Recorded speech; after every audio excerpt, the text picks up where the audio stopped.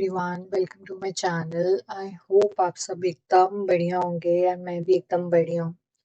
So after a very long time, जब IBPS clerk का pre दिया था उसके बाद आज मैंने आरआरबी पीओ का प्री दिया है। वो भी लाइव चल रहा था हॉलीवुड पे, इसलिए सो मेंस कर करके ना बिल्कुल मन नहीं कर रहा था वही जीए वही बार बार वही सब पढ़ने का। तो फिर मेरा मन कर रहा था, चलो मैंने देखा लाइव चल रहा है तो फिर मैंने कहा चलो यार आज तो यही करती हूँ सबसे पहले अटेम्प्ट। एंड फिर उसके बाद बहुत अच्छा रिजल्ट भी आया देखने के लिए। इसमें से मेरे 5 गलत चले गए हैं, एक्यूरेसी भी खराब रही है एंड अटेम्प्ट्स भी इतने अच्छे नहीं रहे हैं। ये हो जाता है क्योंकि जब मेंस की प्रैक्टिस करते रहो ना तो number of questions attempts naturally कम हो जाते हैं। तो मैंने इसमें 31 अटेम्प्ट करे हैं रीजनिंग में, 22 अटेम्प्ट करे हैं क्वांट्स में एंड 2 गलत हो गए मेरे रीजनिंग में एंड 3 गलत हो गए मेरे क्वांट में। तो मैं अगर बात करूँ रीजनिंग की, तो रीजनिंग में बस मैं एक पजल में फंसी फंसी भी क्या, वो थोड़ी सी मतलब उसमें केसेस थे हर चीज में। मतलब अगर मैं बात करूँ ना पजल्स की, तो सीधे पजल्स नहीं थे, अच्छे खासे इनसाइड आउटसाइड थे और किसी किसी में तो डिफाइन भी नहीं था कि कॉर्नर वाले हैं मिडल वाले हैं, आपको खुद अरेंज करने हैं। और एक जिसमें मैं फंसी हूँ वो था वो आइटम्स एंड वो नंबर वाला, ऑड इवन वाले नंबर्स जो थे। उसमें मेरे को टाइम लगा है, मैं आपको आगे बताऊंगी भी जो मैंने अपने सॉल्व करे हैं। एंड क्वांट में मुझे डीआई जो थी कैलकुलेटिव लगी, क्वेश्चंस मुझे लेंदी लगे, चाहे वो मिस रॉन्ग नंबर सीरीज हो चाहे वो डीआईज हो। एंड ज्यादा से ज्यादा तो हम सॉल्व नहीं कर पाते क्वांट में क्योंकि टाइम कम होता है एंड मतलब कम ही अटेम्प्ट हो पाते हैं क्वांट में तो।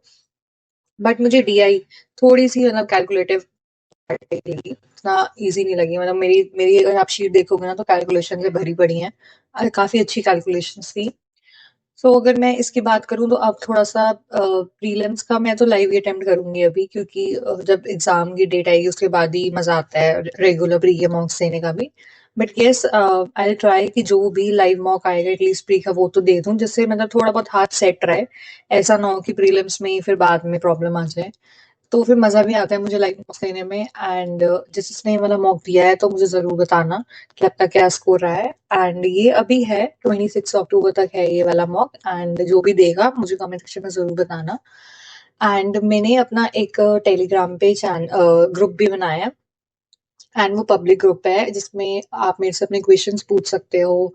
मेरे से कोई भी क्वेश्चन हो, कोई भी क्वेरी हो आपकी, कौन रीजनिंग किसी भी बारे में आपको कोई क्वेश्चंस, किसी कोई क्वेश्चन सॉल्व नहीं हो रहे हैं तो हम मिलकर सॉल्व कर सकते हैं उसे।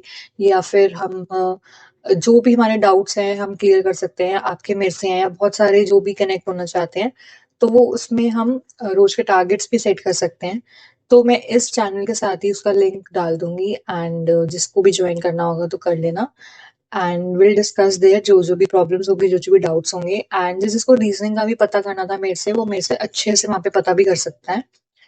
तो यस, मैं लिंक दे दूंगी एंड मुझे कमेंट सेक्शन में जरूर बताना आपका स्कोर। एंड जो भी मैंने इसका वर्क है, जो शीट्स है, वो मैं आपको जरूर दिखाने वाली हूँ अभी आगे। एंड जिसने सब्सक्राइब नहीं करना है वो सब्सक्राइब भी कर। तो इस वाले में देखो, सबसे पहले मैंने डिस्टेंस एंड डायरेक्शन रीजनिंग में सॉल्व किया था। ये बहुत ज़्यादा डुएबल था, मतलब बहुत डुएबल। ये सिलॉगिज्म करे थे मैंने, एक शायद मैंने नहीं करा था सिलॉगिज्म। एंड अभी मुझे ये भी नहीं पता कि मेरे गलत कौन कौन से गए हैं। एंड ये था हमारे पास ट्रायंगुलर वाला, इसमें हमें सर्टेन नहीं बता रखा था कि इनवर्ड कहाँ कहाँ पे है एंड आउटवर्ड कहाँ कहाँ पे है। तो ये वाला भी थोड़ा सा दिमाग लगाने वाला था। 2 केस मेरे इसमें बन रहे थे। सबसे ज़्यादा जो मेरा टाइम वेस्ट हुआ ना वो मेरी इस वाली पजल पे हुआ। इस वाली पजल में क्या था कि नंबर्स में कंफ्यूज हो गई थी एंड फिर मैंने फिर से इसको बनाया। फिर जाके मेरा ये था कि फिर भी मेरे को 3 केस बने एंड लास्ट वाला थर्ड वाला केस मेरा बना था। तो इसमें मेरा सबसे ज़्यादा टाइम लगा। एंड फिर उसके बाद ये सर्कुलर वाली भी थी।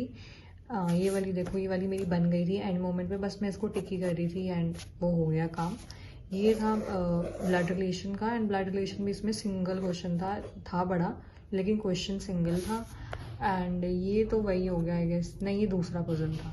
सर्कुलर में भी 2 पजल थे। एंड फिर ये नंबर वाला था एक, वो इजी था। और एक ये वाली पजल थी, ये तो बहुत ही सबसे इजी पजल यही थी इसमें, तो ये भी डुएबल थी। तो रीजनिंग मेरी एक पेज में ख़त्म थी एंड रीजनिंग के लिए सिर्फ इतना ही था। और अगर मैं बात करूँ क्वांट में, तो क्वांट में थी डीआईज। तो डीआईज में कुछ मतलब ऐसा नहीं था कि मैं टेबल बनाऊँ एंड इसमें कैलकुलेशन करूँ, तो ऐसा कुछ नहीं था। तो इसमें दिखाने लायक कुछ नहीं है, बस ये था कि कैलकुलेटर था एंड इसमें मेरी लगी है इतनी शीट। कैलकुलेटिव था, बस इतना कह सकते हैं। एंड बाकी ऐसा कुछ दिखाने लायक नहीं है, इसमें सिर्फ मेरी कैलकुलेशंस ही हैं। कुछ जो अर्थमेटिक क्वेश्चन है उसमें भी कैलकुलेशन ही है। तो यही था। एंड थोड़ा सा जैसे ये है कि एक्यूरेसी ना ख़राब होती, एंड इस बार वैकेंसीज़ भी कम है, तो थोड़ा सा और इसमें हमें अपनी एक्यूरेसी एंड अपने स्कोप, ये at a number of attempts पे ध्यान देना पड़ेगा। तो बस ठीक है, कभी कभी बीच में जैसे जैसे लाइव आता है तो मैं लाइव ही प्रेफर करूँगी देना। एंड जब डेट आ जाएगी उसके बाद तो फिर रेगुलर हमें प्रीलिम्स के मॉक्स भी देने ही देने हैं। So this was all from my side. ये वाला आज का मॉक ख़त्म हो गया। एंड कमेंट सेक्शन में मुझे अपना स्कोर ज़रूर बताना।